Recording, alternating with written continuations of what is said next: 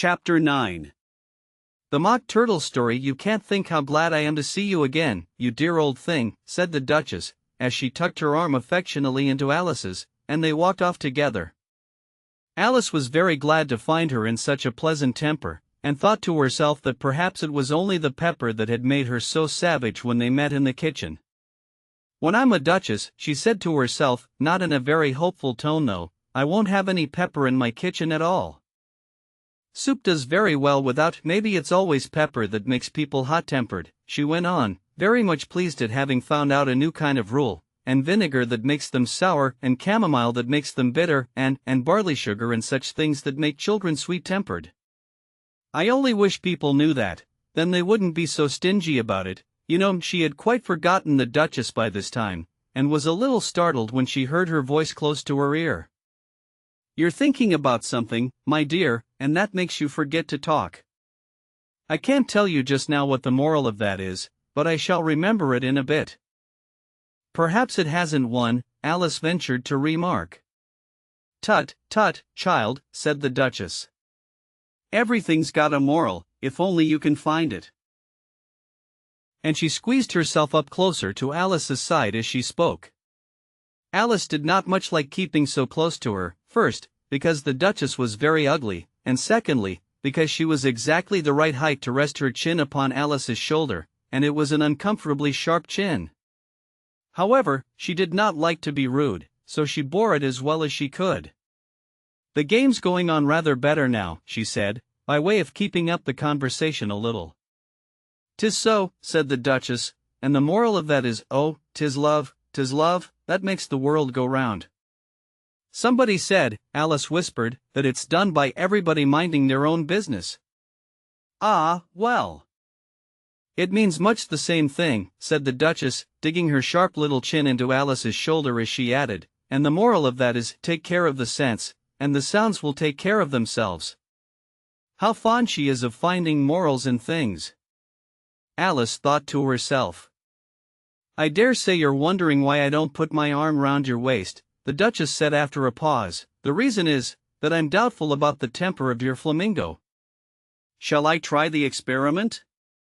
He might bite, Alice cautiously replied, not feeling at all anxious to have the experiment tried. Very true, said the Duchess, flamingos and mustard both bite. And the moral of that is, birds of a feather flock together. Only mustard isn't a bird, Alice remarked. Right, as usual, said the Duchess, what a clear way you have of putting things. It's a mineral, I think, said Alice. Of course it is, said the Duchess, who seemed ready to agree to everything that Alice said. There's a large mustard mine near here. And the moral of that is, the more there is of mine, the less there is of yours. Oh, I know, exclaimed Alice, who had not attended to this last remark, it's a vegetable. It doesn't look like one, but it is. I quite agree with you, said the Duchess, and the moral of that is, be what you would seem to be, or if you'd like it put more simply, never imagine yourself not to be otherwise than what it might appear to others that what you were or might have been was not otherwise than what you had been would have appeared to them to be otherwise. I think I should understand that better, Alice said very politely, if I had it written down, but I can't quite follow it as you say it. That's nothing to what I could say if I chose, the Duchess replied, in a pleased tone. Pray don't trouble yourself to say it any longer than that, said Alice. Oh, don't talk about trouble, said the Duchess. I make you a present of everything I've said as yet. A cheap sort of present, thought Alice. I'm glad they don't give birthday presents like that. But she did not venture to say it out loud. Thinking again, the Duchess asked, with another dig of her sharp little chin. I've a right to think, said Alice sharply, for she was beginning to feel a little worried. Just about as much right, said the Duchess, as pigs have to fly, and the but here, to Alice's great surprise, the Duchess's voice died away, even in the middle of her favorite word moral, and the arm that was linked into hers began to tremble. Alice looked up, and there stood the Queen in front of them, with her arms folded, frowning like a thunderstorm. A fine day, Your Majesty, the Duchess began in a low, weak voice. Now, I give you fair warning, shouted the Queen, stamping on the ground as she spoke, either you or your head must be off, and that in about half no time. Take your choice. The Duchess took her choice, and was gone in a moment. Let's go on with the game, the Queen said to Alice, and Alice was too much frightened to say a word, but slowly followed her back to the croquet ground. The other guests had taken advantage of the Queen's absence, and were resting in the shade. However, the moment they saw her, they hurried back to the game, the Queen merely remarking that a moment's delay would cost them their lives. All the time they were playing, the Queen never left off quarreling with the other players, and shouting off with his head, or off with her head. Those whom she sentenced were taken into custody by the soldiers, who of course had to leave off being arches to do this, so that by the end of half an hour or so there were no arches left, and all the players, except the King, the Queen, and Alice, were in custody and under sentence of execution. Then the Queen left off, quite out of breath, and said to Alice, "Have you seen the Mock Turtle yet?" "No," said Alice. "I don't even know what a Mock Turtle is." "It's the thing Mock Turtle soup is made from," said the Queen. "I never saw one, or heard of one," said Alice. "Come on, then," said the Queen, "and he shall tell you his history." As they walked off together, Alice heard the King say in a low voice, to the company generally, "You are all pardoned." "Come, that's a good thing," she said to herself, for she had felt quite unhappy at the number of executions the Queen had ordered. They very soon came upon a griffin, lying fast asleep in the sun. If you don't know what a griffin is, look at the picture. "Up, lazy thing," said the Queen, "and take this young lady to see the Mock Turtle, and to hear his history. I must go back and see after some executions I have ordered," and she walked off, leaving Alice alone with the griffin. Alice did not quite like the look of the creature, but on the whole she thought it would be quite as safe to stay with it as to go after that savage Queen, so she waited. The griffin sat up and rubbed its eyes, then it watched the Queen till she was out of sight, then it chuckled. "What fun," said the griffin, half to itself, half to Alice. "What is the fun?" said Alice. "Why, said the griffin. "It's all her fancy, that, they never executes nobody, you know. Come on." Everybody says come on, here, thought Alice, as she went slowly after it. I never was so ordered about in all my life, never. They had not gone far before they saw the Mock Turtle in the distance, sitting sad and lonely on a little ledge of rock, and, as they came nearer, Alice could hear him sighing as if his heart would break. She pitied him deeply. "What is his sorrow?" she asked the griffin, and the griffin answered, very nearly in the same words as before, "It's all his fancy, that, he hasn't got no sorrow, you know. Come on." So they went up to the Mock Turtle, who looked at them with large eyes full of tears, but said nothing. "This here young lady," said the griffin, "she wants for to know your history, she do." "I'll tell it her," said the Mock Turtle in a deep, hollow tone. "Sit down, both of you, and don't speak a word till I've finished." So they sat down, and nobody spoke for some minutes. Alice thought to herself, "I don't see how he can ever finish, if he doesn't begin." But she waited patiently. "Once," said the Mock Turtle at last, with a deep sigh, "I was a real turtle." These words were followed by a very long silence, broken only by an occasional exclamation of "HJCKRRH" from the griffin, and the constant heavy sobbing of the Mock Turtle.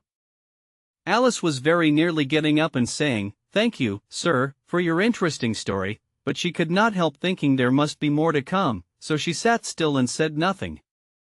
"When we were little," the Mock Turtle went on at last, more calmly, though still sobbing a little now and then, "we went to school in the sea. The master was an old turtle, we used to call him Tortoise." "Why did you call him Tortoise, if he wasn't one?"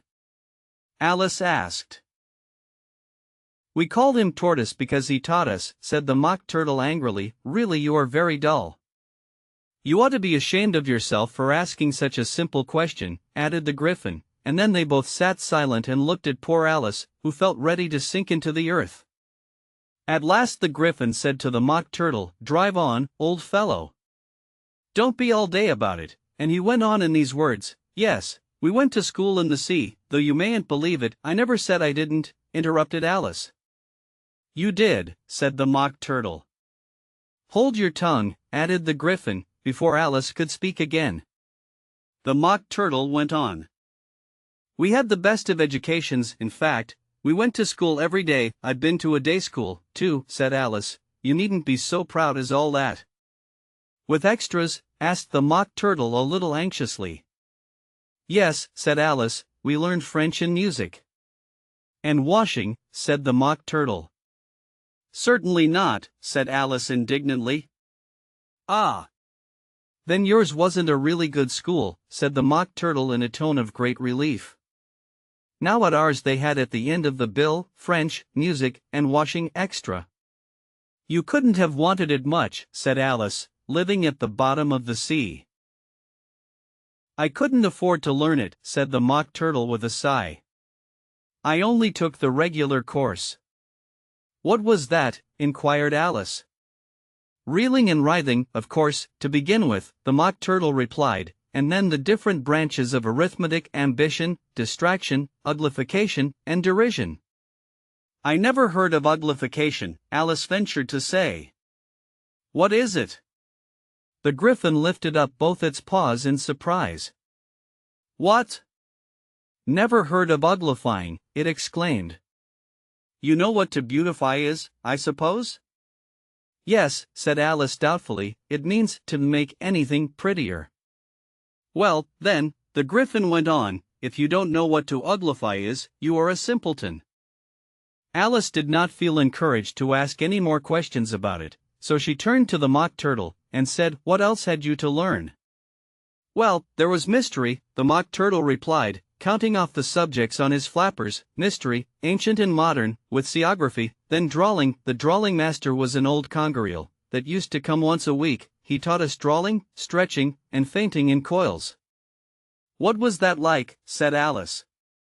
Well, I can't show it you myself, the Mock Turtle said, I'm too stiff. And the Gryphon never learnt it.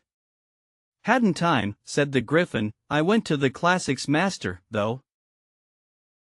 He was an old crab, he was. I never went to him, the Mock Turtle said with a sigh, he taught laughing and grief, they used to say. So he did, said the Gryphon, sighing in his turn, and both creatures hid their faces in their paws. And how many hours a day did you do lessons? Said Alice, in a hurry to change the subject. 10 hours the first day, said the Mock Turtle, 9 the next, and so on. What a curious plan, exclaimed Alice. That's the reason they're called lessons, the Gryphon remarked, because they lesson from day to day. This was quite a new idea to Alice, and she thought it over a little before she made her next remark. Then the 11th day must have been a holiday? Of course it was, said the Mock Turtle. And how did you manage on the 12th? Alice went on eagerly. That's enough about lessons, the Gryphon interrupted in a very decided tone, tell her something about the games now.